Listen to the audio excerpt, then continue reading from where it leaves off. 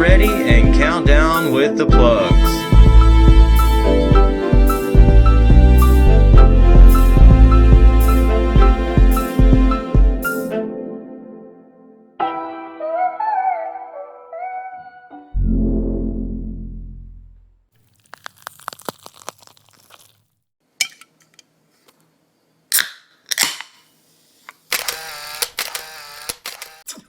Man, I'm doing good. Great Lake Frosted Flakes. How y'all doing?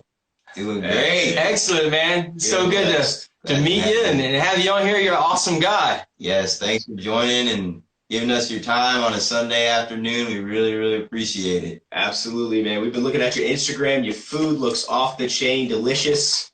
You're a true artist, man. True artist.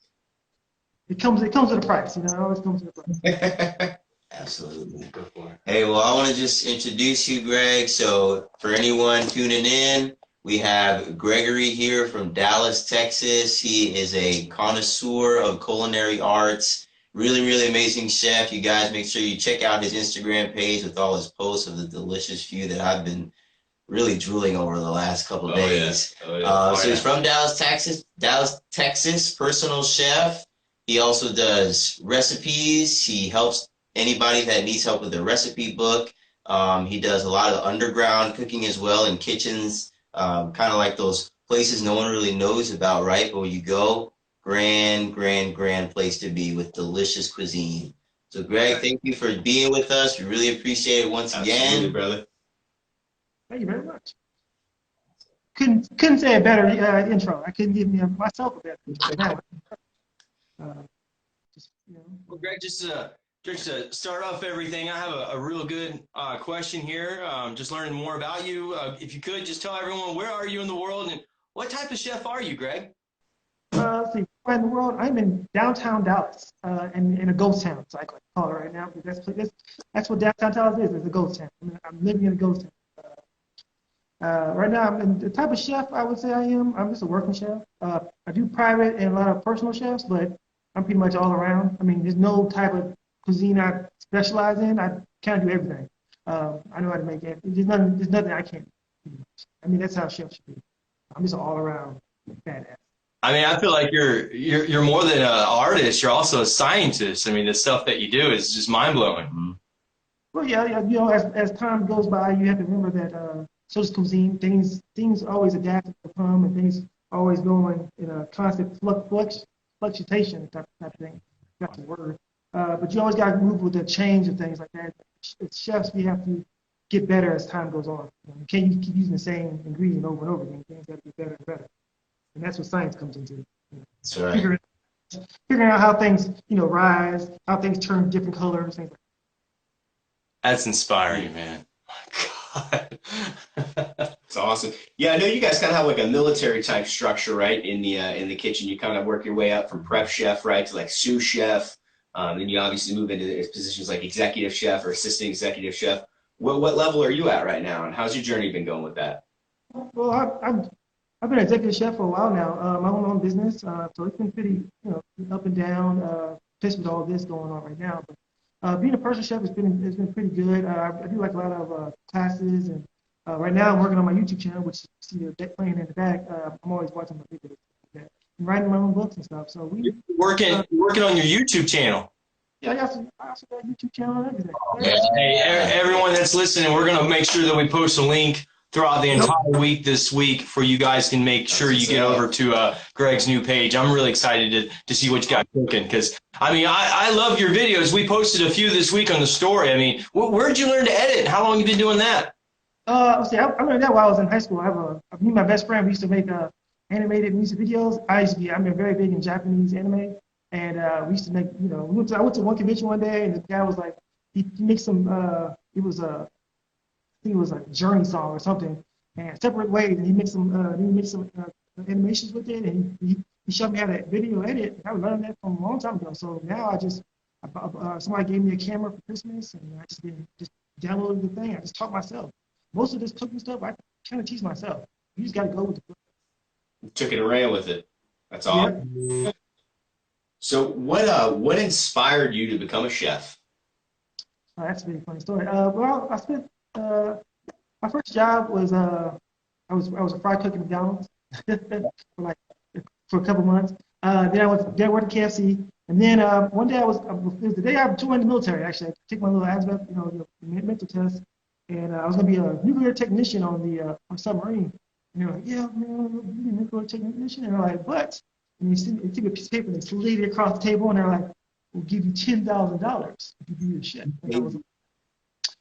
And me being 17 years old, I've never seen that kind of money before in my life. So I was like, let's do this. And I've been a chef ever since. I mean, I've never thought about going backwards. I've never thought about anything else. It's just been chef that, and they threw you on the ship, and then you just cooking constantly.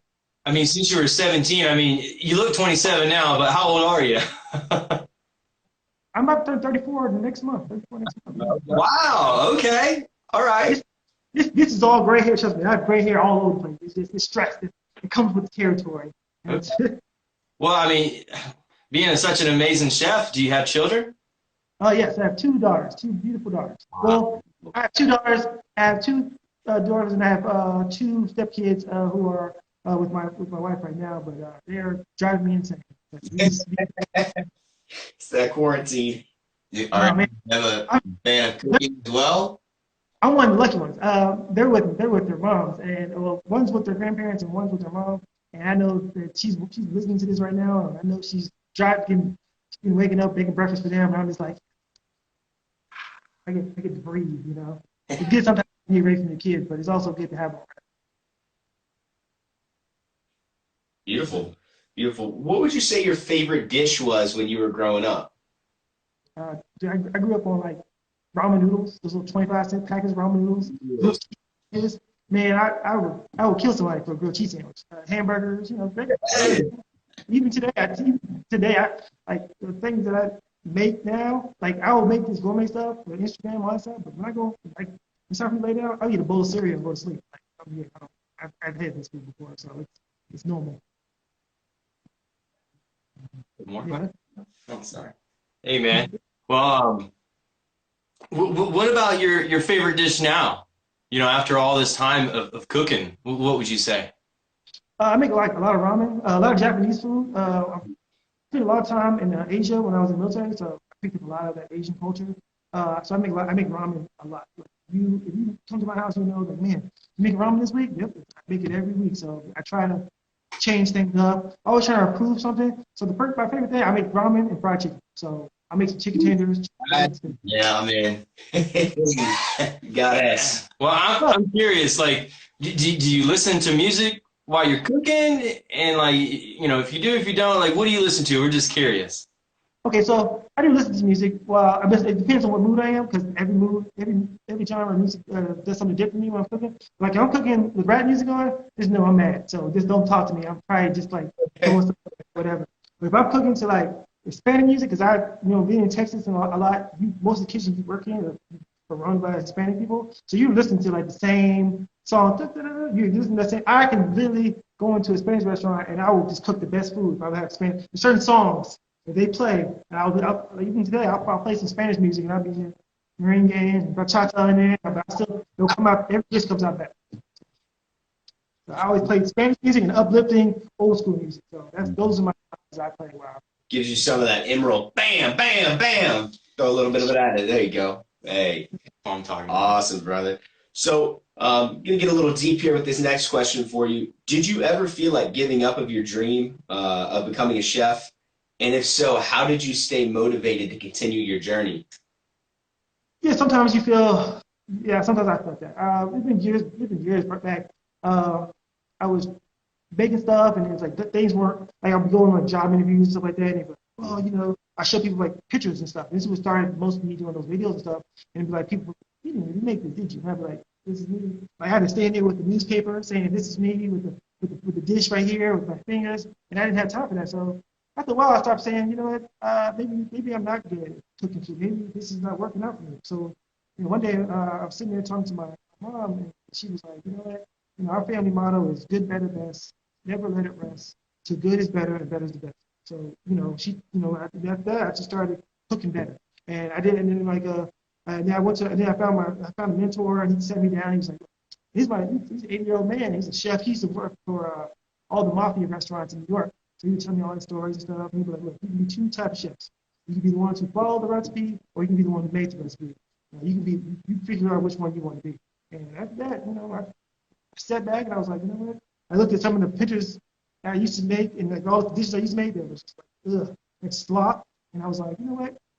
I can do better. And after that, I just started to work on my craft and try to get better and better, going to libraries and trying to figure out what path I should take. Nice. Oh my God. Be a trendsetter there. I hope we got some young people listening to this because you definitely have some inspiration going on. I mean, you're letting us know. I mean, it's hard work. You're not lying to us. You're like, listen, you got to put the work in. You got to take your butt to the library. So, That's right. That's right. I mean, hours do you think you work every day? not enough. But now throughout this, it's not really that much. But when it picks back up, and maybe if I get back into a restaurant setting, or if I'm just continuing doing the personal private chef thing, I'm probably gonna be busy all the time. Plus, I gotta write this cookbook. I gotta edit this video, or this. I probably go to sleep at around 4:00, get up at 7. And that's how much sleep. I get like 3-4 hours sleep because I'm constantly I have anxiety and insomnia all night. So I constantly thinking about things that I'll wake up in the middle of the night and be like, hey, did I turn off that fryer? And I'm like, oh, make sure get up and turn off that fryer. Or did I order that chicken breast from last year? I totally forgot to put that. It's always a thing for that. Yeah. Man, I want to hear more about that cookbook. But before we get there, tell us though, during these times, the pandemic, this COVID-19 kind of thing, how has your day been? How have you made it through? I've seen you put up some amazing posts of some exquisite food. I'm just like, man, where is this guy? What is he doing? But also, follow up with, the new book you're writing. I'm really thrilled to hear more about that. Okay, well, with the COVID thing, it's pretty much been, well, I'll tell you how it is here in Dallas. It's been like downtown where I live, it's ghost town. Like you can go out to the streets, you can literally walk in the middle of the street. There's no one out here except for the homeless, unfortunately. So I wake up in the morning and I do what I normally do. I check my emails, make sure I try to find new clients, and then I sit down and start writing new pages, and then I'll be like, what inspires me that day to make something new? And I'm always trying to I'll go back and oh yeah, but everyone checks their Facebook memories. So I'll be like, oh, I made that 8 years ago. That picture looked like crap. Let's see if I can revamp this and try to make it better. And then that's what I try to do. And then I try to, meet new people down in my apartment building, and I'm always posting stuff just to meet new clients and stuff, which is very hard. I mean, I'll tell you right now, that's the hardest part about this game, about being in the chef and private world. It's just finding clients. And once you find them, you're just going. You're just unstoppable. It's all about networking, huh? Yeah. Yes. I'm doing it every day, like networking. I'm always trying to network. And hey man, try my food. Here, try this. Not everyone tells me my food's good, but hey, you just gotta take it as criticism, and you just gotta be like, hey, I messed up this one. And this person didn't like cucumbers. Next person probably did. So I mean, you're writing a book. How did that come along? Oh my gosh. The book comes from I've had this book right here for 12 years now. I've had it since I was in the military.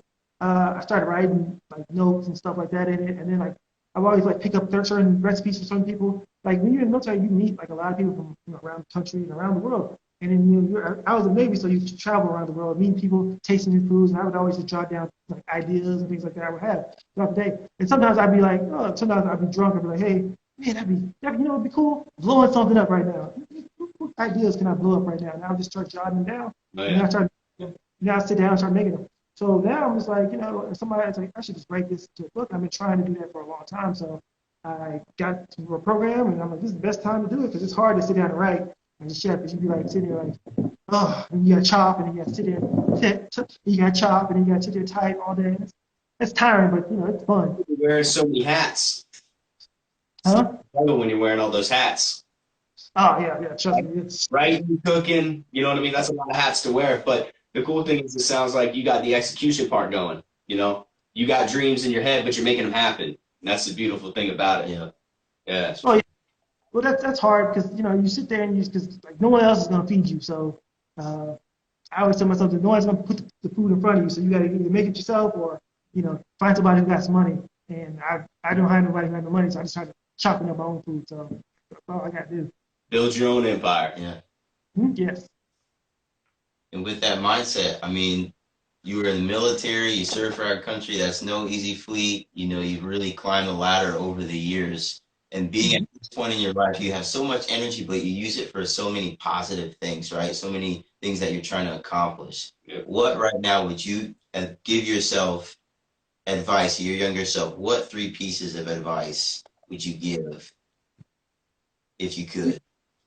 3 pieces of advice. If I can go back, I mean, first of all, I mean, I figured out a way to go back in time. So I mean, I probably would tell myself, hey, bro, how you can time travel? And then I probably give myself some legal advice, like, hey, bro, sleep more, sleep more. Yeah. Don't sweat the small stuff, and work on your leadership skills, and save your money, and spend time with your family. I think that being in the chef and being in this game that I've been in for a while time, you know, you lose out on spending time with your family. That's one of the things that sucks about this profession is that, you know, you're working 18, 19 hours a day, and it's like you're tired when you get home, and you still got your kids still got, you know, my daughter's just got graduated kindergarten. It's like I miss out on so many things, but sometimes you're like, you know, sometimes take a day off and spend time with your kids, and spend time with your wife, and things like that. It's hard doing this. It really is. It's one of the most excruciating things in the world, but you know, you gotta get up every day and just do it. And that's what I tell myself every day. But hey, you know, do all this now because I'm, you know, I'm young looking. Because the time I'm 50, 60 years old, I will be chilling on the beach. That's right. Right. That's right. That's right. Hard work deserved. I mean, you speaking about this, I mean, gosh, you're talking about 18, 19-hour days. You know, you're putting group together. You got the kids going on. You're trying to find clients and trying to network. I know you mentioned going to the library, but what other things, Greg, have you done to, you know, further educate yourself over the years? I mean, with these kids and with work, I mean, we can come to your Instagram. We can see what you're up to. I mean, it's amazing just in the last, 12, 13 years, your work is showing fruit. So what have you done other than going to the library? This is amazing. Oh, well, the library has like tons of knowledge. Like I wouldn't have learned like certain classes, they have at the library, digital editing, things like that. I learned a lot more. I know basics now, but then I learned more from just like going into a world where there's always knowledge around you. Who you around is what who you become. So I always want to be knowledge. I'm all about learning, picking people's brains, stuff like that. I'll ask somebody some most randomest questions just to see how they react. The library has like tons of knowledge that people don't ever use, so I just go there and I ask the librarian, hey man, you got a book on like certain clients you meet? Like, hey, I didn't know anything about. I'll tell you a story. One time I didn't know anything about Jewish cooking, and a client wanted me to make some kosher meal. I never had my food by a rabbi before, so I was just like, how do I learn this? So I went to the library, got a book on Jewish cooking, and I learned how to make matzo ball soup and kegels and stuff like that. And then I went to that client. She was like a world class Jewish food critiquer, and she was like, this is some of the best Jewish food I've ever had. And I'm like, that was all I wanted. I walked through. That's what I'm talking about. Yes. So you got Jewish food down. Awesome. How are your latkes? One thing I had to make too, I forgot latkes. Those potato things, you sit there and shave them. And brown. That was hard. But I also went to school. I went to a culinary school in the Navy, and that was pretty fun. You learn how to make eggs in the Navy a lot. You make a lot of eggs in the morning. Like, for 2,000 people, like you're on the flat top making omelets for hundreds, 2,000 people. They're just coming at you. I want scrambled with cheese. I want an omelet. I want egg whites. Remember that? And then after I got in the military, I went to the Art Institute in Jacksonville, Florida. Shout out to Jacksonville, Florida. I know that's where y'all guys are at. Florida for a while, and 904, baby. Duval. And then after I came back here, I was like, one day I was working at a restaurant, and they were like, it was a Spanish restaurant too, and I was the only American-speaking person there because no one spoke no English. So I was like, and the lady was like, she was doing like these cakes and stuff. She was like, well, maybe you should go back to school. And I still had some like GI Bill money. So I went to local Cordon Bleu, and I learned how to make cakes, pies, dishes. I went and got my pastry certificate, and it was a great program. And the only reason why I wanted to do it because if you ever looked at like the thing on my side right here, right there, that little red thing, the sugar work. And then that's one of the class things I wanted to learn was how to make like things that make the sculptures out of sugar and chocolate.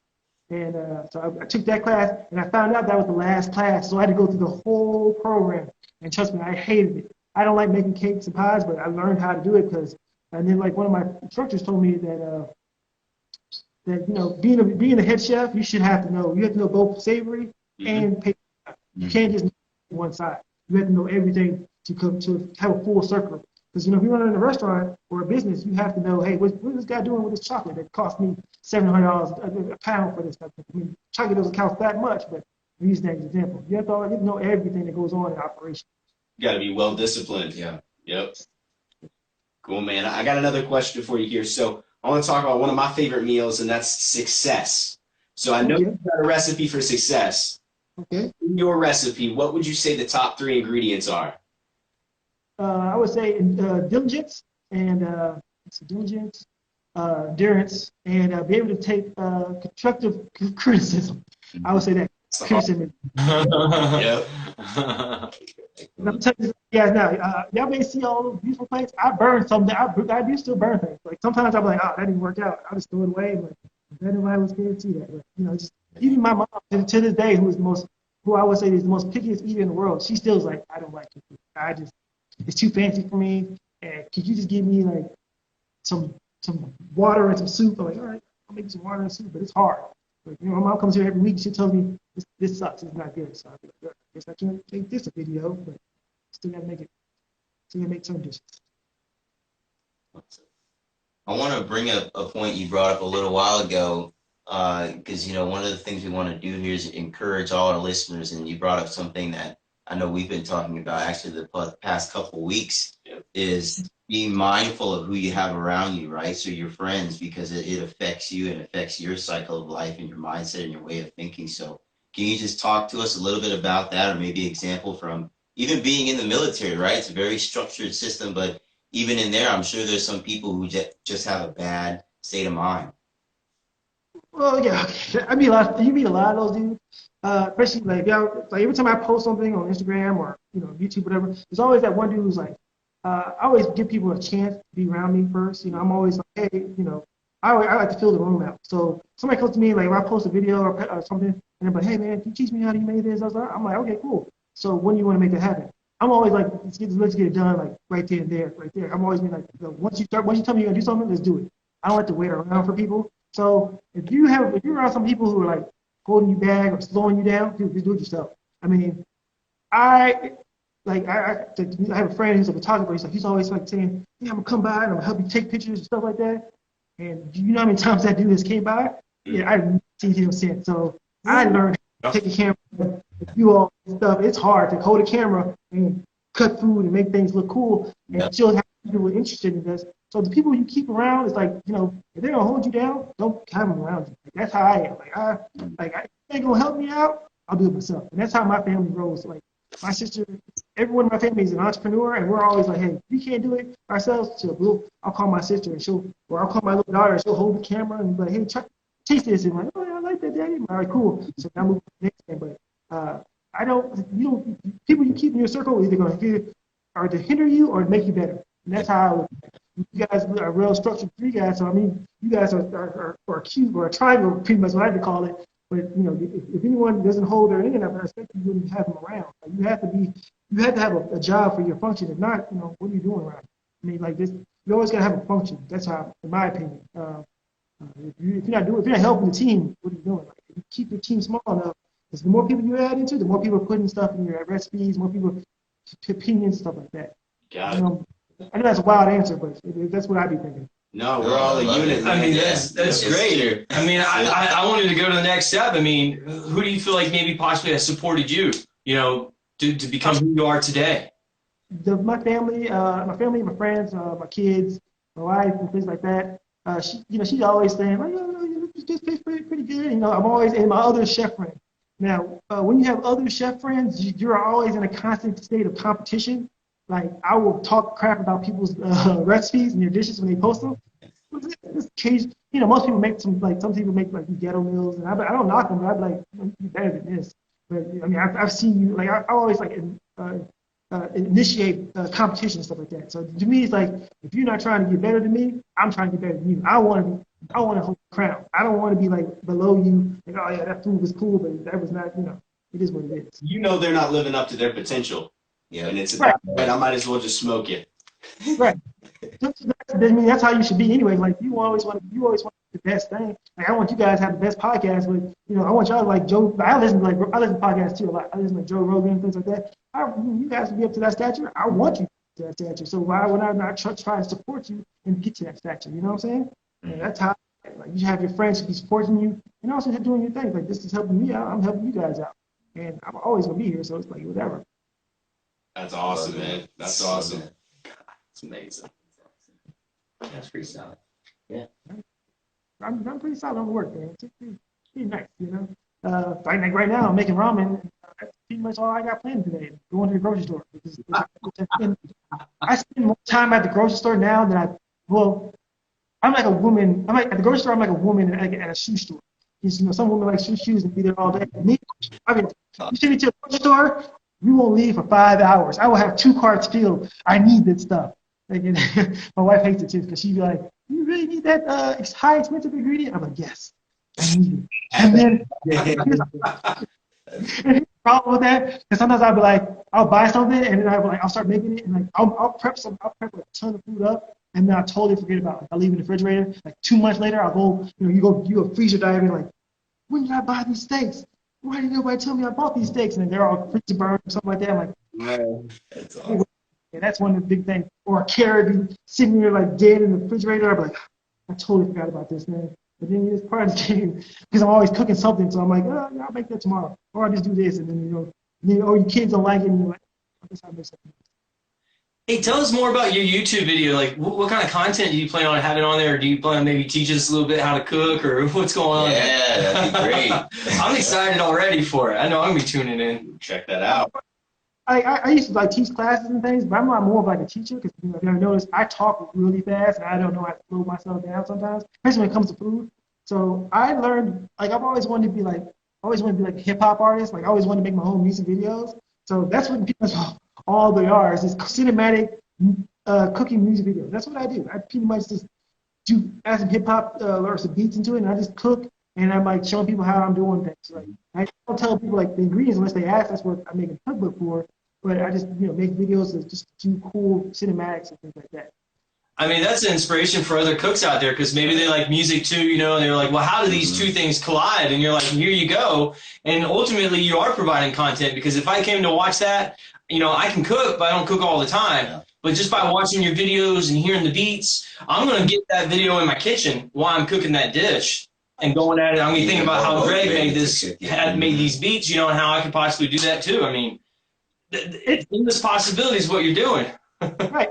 You can take it to further next. Like I like to go outside. I also like doing urban photography and stuff like that. So I'm always like looking at statues and art and stuff like that. And this helps me be creative and things like that. And being creative is like one of those hardest things being in the show. You don't want to keep making the same thing over and over again, but you also want to like the things you do make over and over again. You always want to like get better. There's some pictures like I have on my hard drive because I have hundreds of pictures on my hard drive. And I have like you look at the dish like 5 years ago, and you look at the dish now. It's 2 different dishes. It's 2 different dishes. Like it's like oh my god, it's like oh my god, that was garbage at first. I don't know what I was doing 5 years ago, but this is you always want to try to make better. So yeah. Let me ask you: you got your eye on a Michelin star or James Beard, any of that stuff? Ooh. Well, yeah, I'm always trying to do that because that's my main goal.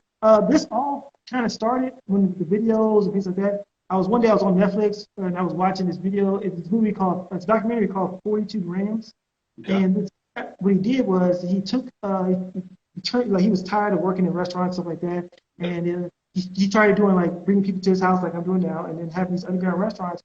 And he started doing a 14-course restaurant at his house with his wife, and they used that money that they got from there and opened up a restaurant. And then that restaurant became a 2-star Michelin star chef. And that's what he did. It's all about process. Everything you do, it's like setting the tone for everything you're doing. So what I'm doing right now is just building a brand. And building a brand is harder than what it looks, but it's fun what you're doing because you're building like I have my own chef coach that says my name and things like that. That's what you should be doing as a person, as a thing. You're who you guys are. You guys are your plug, plug podcast. You guys have your shirt saying plug podcast right now. So everyone knows when you walk around town like, yo, that's plug podcast. And I walk around, I put my chef coat, the chef mirror on there, and I walk around the grocery store, people will stop me and be like, you know how to make this? I'm like, yes, I do know how to make this. Building that brand up, man. Celebrity Greg. Yep. Right. Dallas, Texas, baby. awesome. That's powerful, man. You really gave us an inspirational message today. Absolutely, man. Tripping out. We gotta plan a trip on out to see you, man. Come get some of your food. Oh yeah, you have to, man. I mean, I feel like I mean, the food is me, but I'm more than just like food and cooking. Like I said, I'm on YouTube. I'm writing a book. I mean, I may start designing clothes here, T-shirts and chef clothes. Hey, We'll support you 100%. Yes. We got this graphic artist right here. Support He's you. ready to go. we can get these shirts on our website, man. He's ready to go. Let's do it. Let's team up. Brother. You know what? I mean, I went to church one day, and it was a men's retreat. And it was about leaving something for your kids and building a legacy and building a brand. And that's what you always got to think as a dad and as a person. You want to leave something for the next generation. And I always want to be like, hey, you know what? Like if I ever, when I get these restaurants started up and things like that, they're for my kids. So just in case I screw up and my daughters want to end up on the pole or something, I'm like, no, you don't got to. That's for you. This is for you. This is something you could do instead of doing something else. Something that's some of the things I be thinking about every day when I wake up. Is like, hey, how do I leave a legacy for my kids and leave a legacy for my family and build wealth for a generational to come? That's what I think. I think as a human being, when you're young, you should be thinking about that. Not thinking about. I mean, everyone does go through their party phase. I mean, trust me, I went through that phase. I was down that rabbit hole really bad, but I got up and had kids. It's like, hey man, these kids need feed. They need something. I need to leave them something so that if I die tomorrow, I'll at least have something to have. That's how I think about it. And that's hard. It's hard getting started, but it's hard to finish. And that's something I do every day. It's that first step. Once you start, though, you're rolling. Yeah, You're rolling. First step. Always about the first step. That's it. And that first step's in your mind. You got to remember that. Yeah. It's always in your mind. Jeez, tough. Right. And the first step, somebody told me a Navy SEAL. I was watching a Navy SEAL video. He's like, first thing you should do every day, make your bed. That's your first step. I mean, that's what I try to do. I mean, I'm not the best at it all the time, but I make up my bed the first thing I do, and I go, I clean, and I start, making a plan for the day. And that's one thing one of my chefs told me a long time ago. Make a plan, because you don't never know what you're gonna walk into when you walk into a restaurant. Like, place may be on fire, your food may not come in, and you always gotta be, weary. Like, I did a lot of outside catering, like wedding and things. There's always something going wrong at a wedding. There's always something. People don't tell you what's going on. There's always something you just never know. Oh, the food caught on fire, or the dessert didn't come out right. The cake was put in a cooler full of onions, and now it tastes like onions. Now you just got to adapt and overcome to any situation. That's how I am. Wow. Onion cake. Oh, you know what?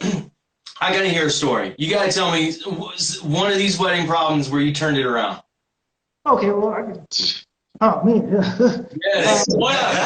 Food smelling like onion. I had no idea. Like, what in the world? I'm sure there's some people out there that would special order an onion cake. Not many people, but I'm sure there are some people out there. Onion cake.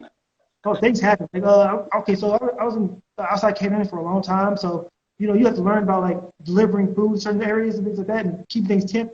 Like sometimes you like if say like I'm downtown Jacksonville right now, and I had like a catering at downtown at the beach, and I have certain things that went there, and like say I got there like one time I got there and like sauce didn't go up there. You gotta know where every grocery store is available. You gotta have certain equipment to make that stuff on the fly. Because people, if you charge somebody something, you have to fulfill that obligation. Like there's some times where like people forget sauces, forget certain pieces of or certain dishes, and you gotta have like I keep a to-go box where I keep all my tools, things that just in case something happens. I also look up wherever the client's at. I always look at where the grocery stores nearest are at, and I bring those things just in case. Sometimes I've been in people's garages making certain steaks or something like that. I've been there grilling. What happened to the steaks? Well, those steaks, ma'am, got burnt, so we're just gonna make you some fresh new ones right now. People like seeing you actually there, so it's like it helps you out, but it hurts you because you're wasting money on your food, but you also you have to adapt and overcome to certain situations, and it makes you become a monster. I'll tell you that much. I became a giant monster, and most chefs are. If you're in catering, you're probably a monster, and I'm gonna say that. Catering's no easy feat, man. Man. I mean, like what that's like. being in the middle of just absolute chaos. For me, it was on a much, much smaller scale. I mean, I worked in a restaurant for 4 years of my life, but it taught me so much, right? You have to be quick on your feet. You have to be ready to go slow, go fast, stop, hold on, right? Oh, you're out of something, figure it out. You just roll with the punches. Yeah. But on a bigger scale like that, for someone's wedding or an event where there's all this pressure, all this expectation, I mean, I can't even imagine.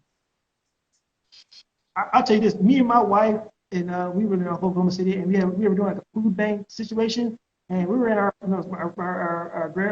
parents' house, and we were doing something. We were doing it for a food bank, and we only had regular size oven and stuff like that. We had to feed for 1,200 people that day, and I only had to feed one oven and 4 burners, and we made it happen. Me and my wife sat there, and I have pictures I posted that me and her sitting right there, and we were the only ones.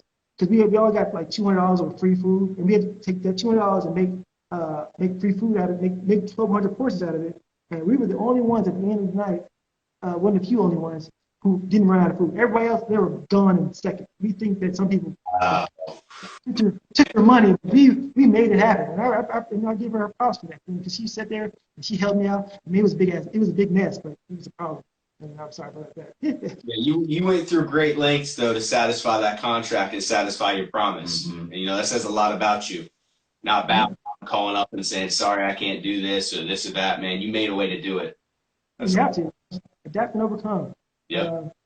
I feel like in my stage right now, I feel like in any chef game, I should be able to go to y'all's house right now, all 3 of these houses right now, and open your fridge and make you something you never thought was possible.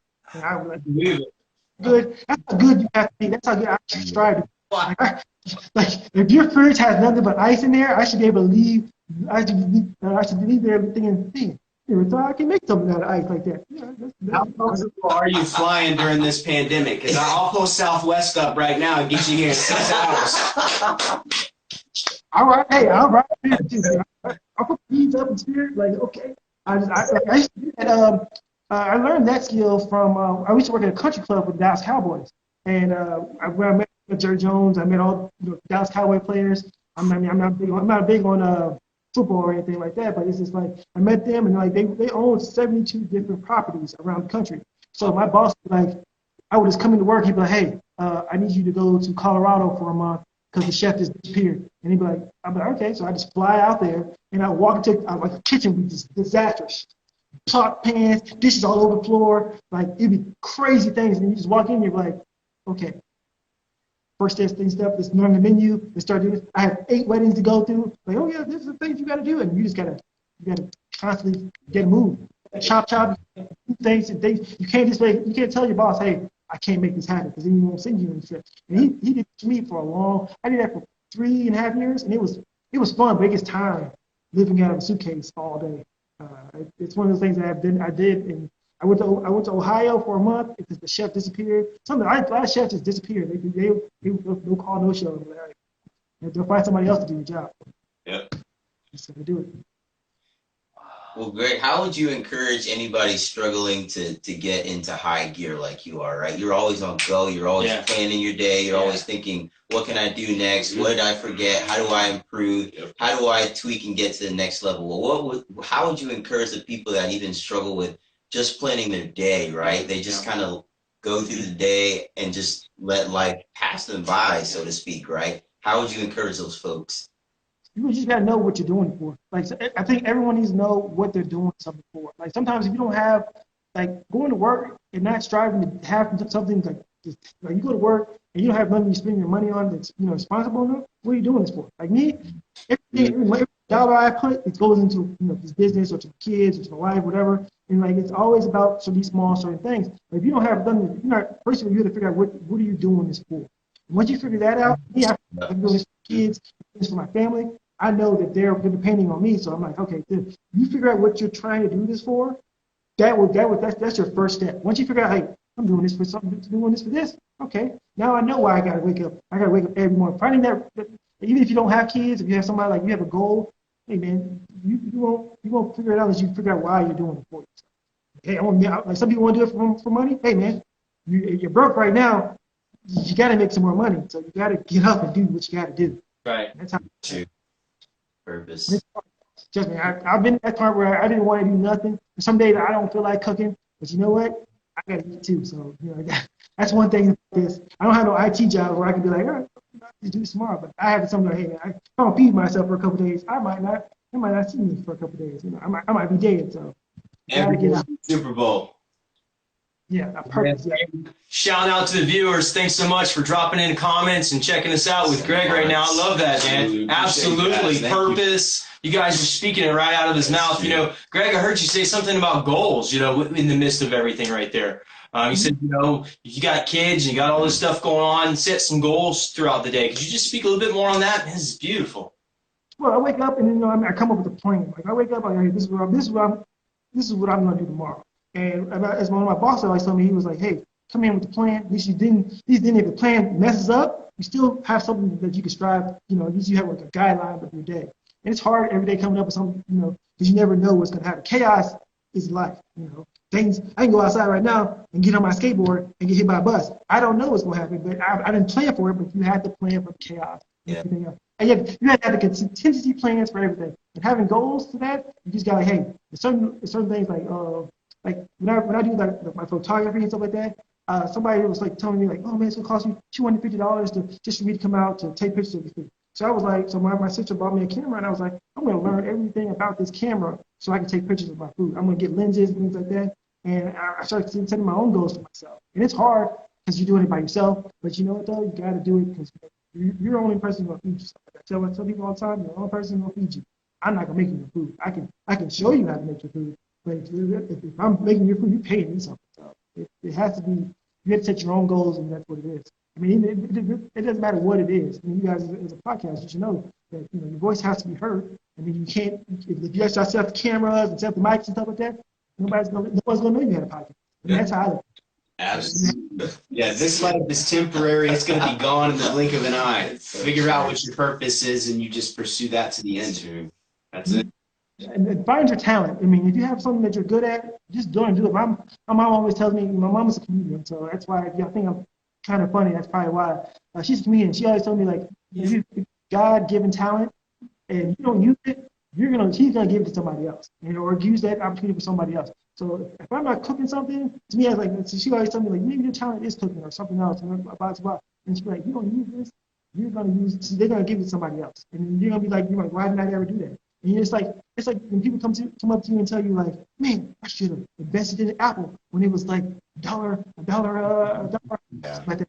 Then they become rich. And then the other guys who did, they're like, well, you should have listened to that person. Like I hate being that shoulda, woulda, coulda guy. I can't stand it. So I always be like, I'm gonna do it myself. So if it causes problems too, because sometimes I get into my own little world, but I try to balance it out because it's hard to do this. You got to tell us a little bit more about this family web you got. It sounds awesome. You said that all of your siblings are entrepreneurs. Then you just said your mom's a comedian, you're a chef. So tell us some more about that. My sister's my older sister's an accountant. She has her own little accounting tax business that she does.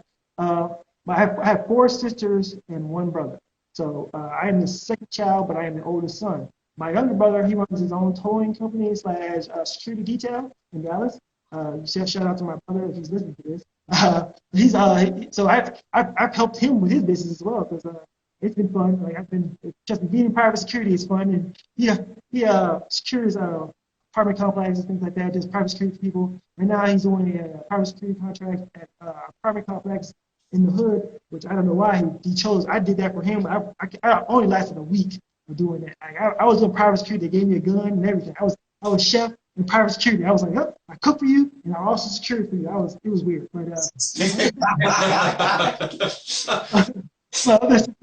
my other sister, she runs a shoe designing business, and she makes her own shoes and clothes. She designs her own clothing line and stuff like that. She does jewelry and everything else like that. She does it to this day, I believe. And she's more famous. You think I'm famous? No, my sister is like 10K on Instagram.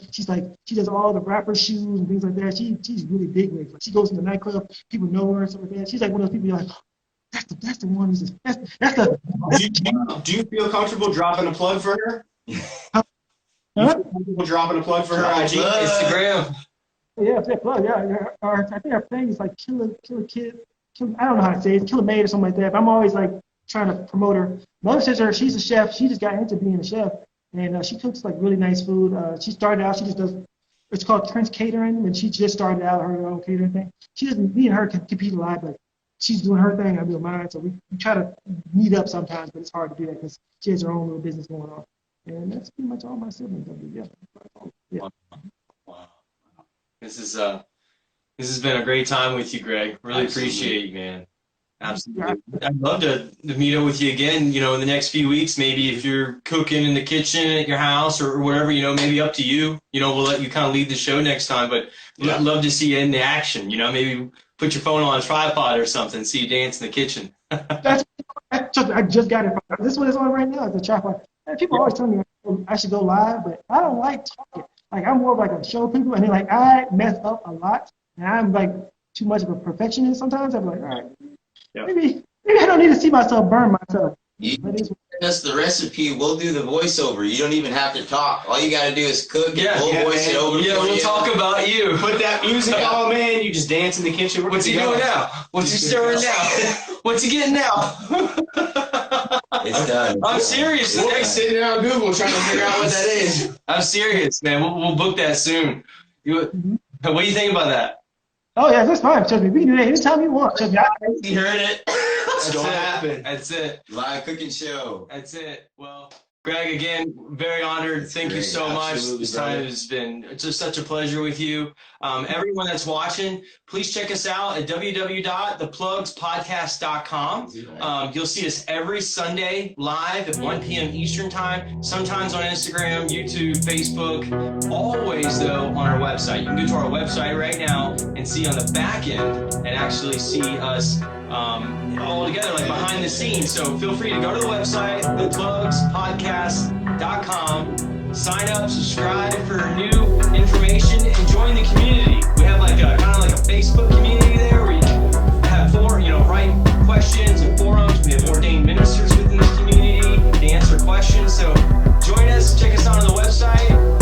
Check out Greg right now. We're gonna post his Instagram profile.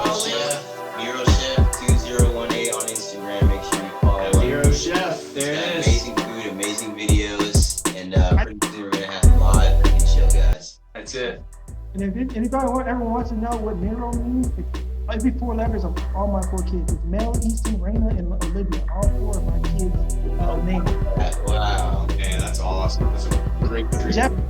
Japanese means love, and Italian it means king. It means boss of all bosses. Like the Godfather. I don't know. I didn't make that up, but hey. Yes. Awesome. I'm so glad that you know what that means. It's so important, Greg. Wonderful. Wow. Hey, if you didn't know already, I'll tell you that Gregory means watchman. Yes, it does. I'm always watching. Hey. Beautiful. Well, again, thank you, brother. We'll see everybody Sunday, 1 p.m. Eastern time live on our website or Instagram. We'll see you guys. Thank you, bud. Till next time. God bless, guys. Love you, man. Later. Bye, everybody. Thanks for stopping by. Problem, man. Anytime. Yes, sir.